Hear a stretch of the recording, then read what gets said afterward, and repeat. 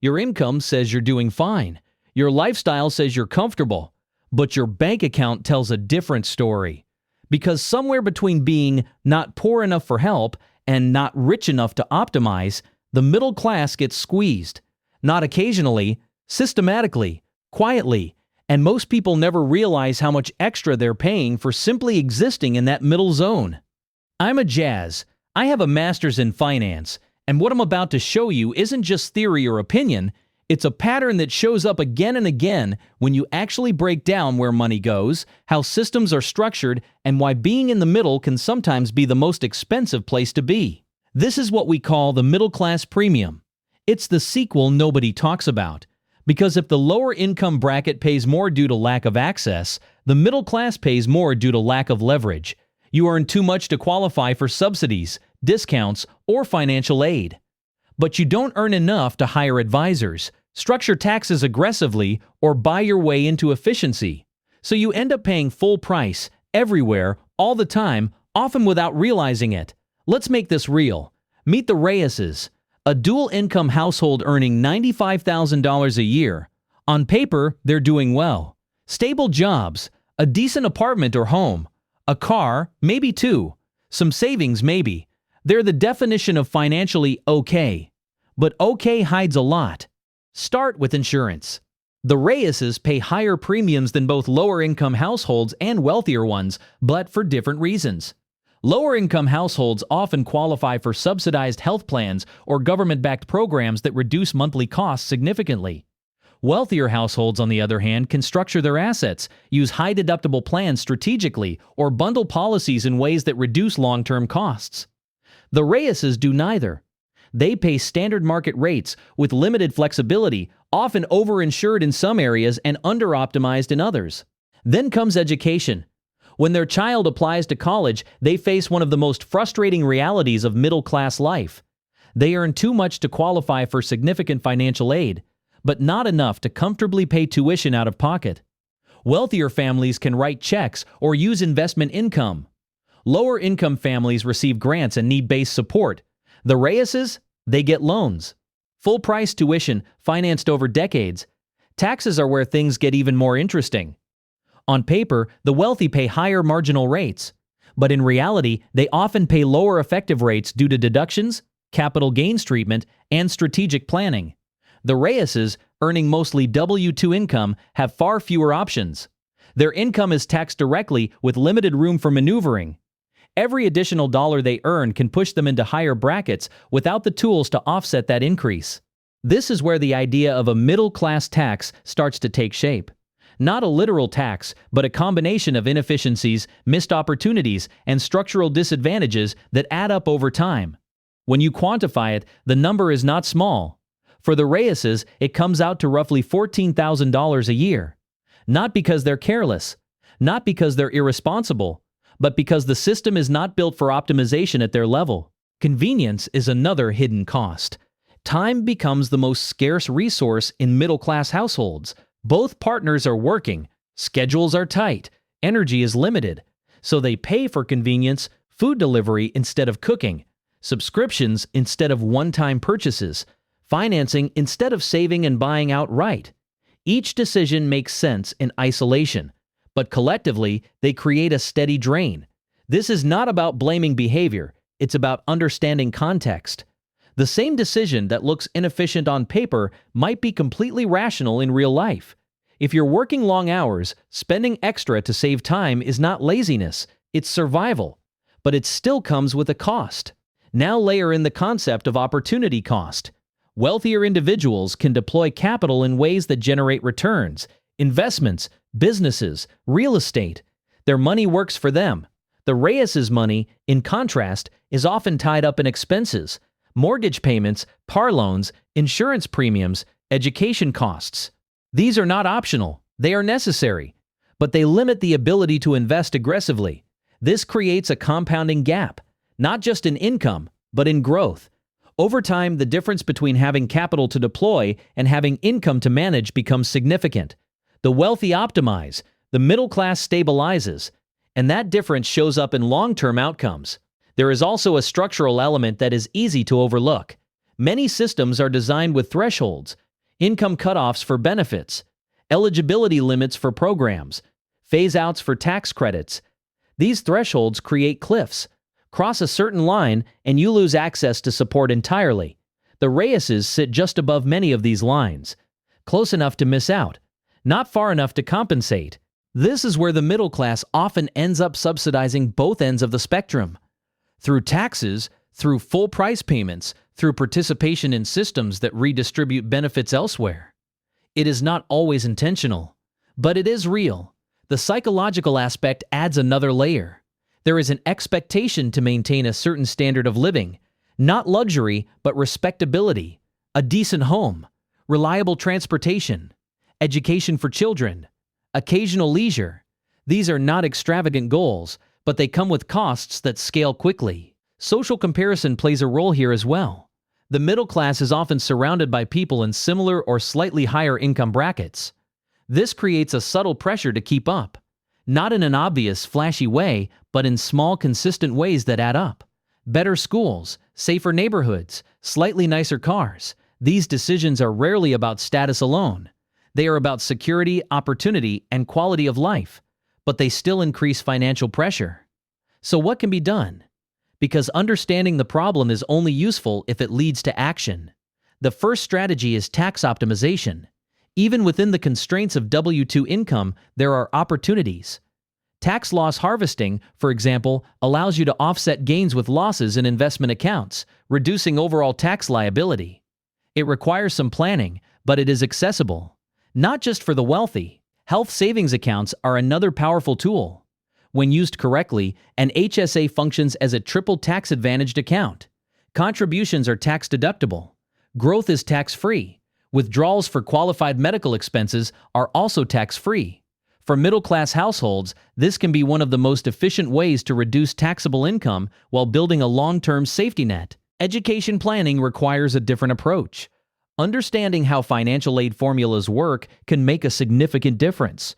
Timing income, structuring assets, and choosing the right savings vehicles can influence eligibility more than most people realize. It is not about gaming the system, it is about navigating it intelligently. The fourth strategy is what we call a time value audit. This is where behavior and structure intersect. Instead of trying to eliminate all convenient spending, you evaluate which expenses actually save meaningful time and which ones are just habits. The goal is not to cut everything. It is to align spending with value. If something saves time that you can use productively or meaningfully, it may be worth it. If not, it becomes an opportunity to reclaim both time and money. Finally, there is the importance of intentional friction. Not all convenience is bad, but removing all friction from spending makes it easier to overspend without noticing. Reintroducing small barriers, like manual transfers instead of automatic payments for non-essential expenses, can create awareness without requiring extreme discipline. What ties all of this together is a shift in perspective. The middle-class premium is not a punishment. It is a byproduct of how systems are structured and how life is lived at that income level. But it is not fixed. There are levers that can be adjusted, decisions that can be optimized, and patterns that can be changed. Because in the end, the goal is not to escape the middle class overnight. It is to stop overpaying for being in it. The Reyes's do not need to earn dramatically more to improve their situation.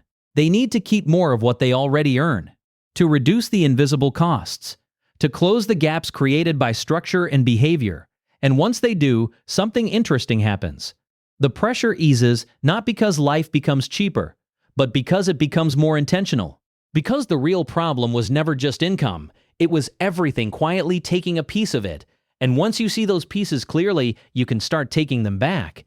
What makes the middle-class premium even more persistent is that it often hides inside systems that appear neutral on the surface. Systems that do not explicitly target the middle class, but end up affecting it the most because of how thresholds, pricing models, and incentives are structured, creating a situation where the Reyes's are not singled out, yet consistently positioned in the least advantageous spot across multiple areas of their financial life.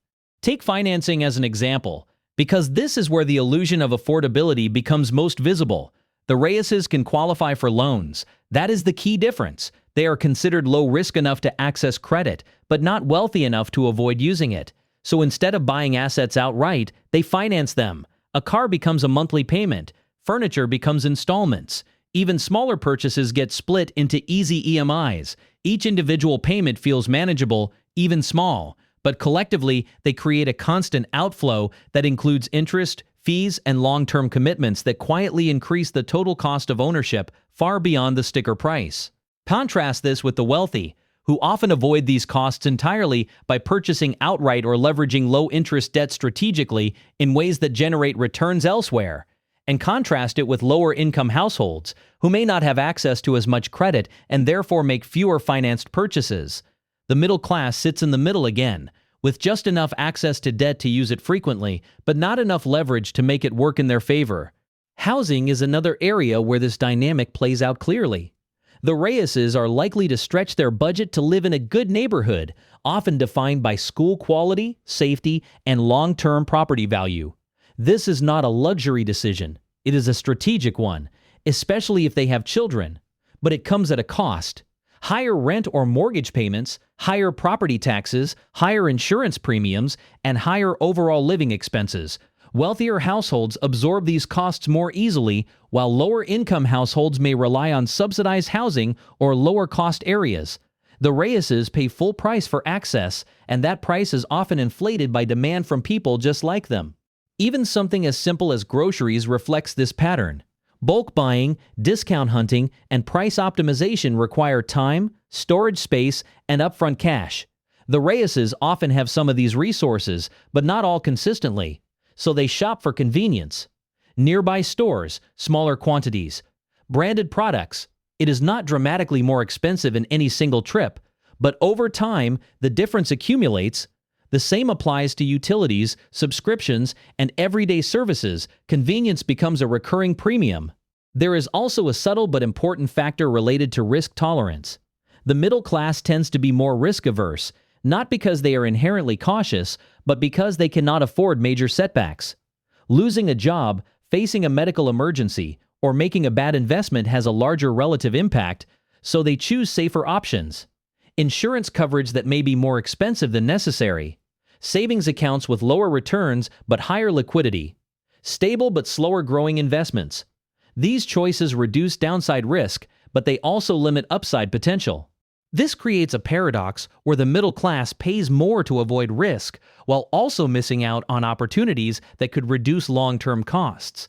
It is not irrational, it is a response to constraints, but it reinforces the cycle. Technology has also introduced new layers to the middle class premium. Subscription models have replaced one-time purchases across multiple industries. Software, entertainment, even basic services are now billed monthly. Individually, these subscriptions are affordable. Collectively, they become significant.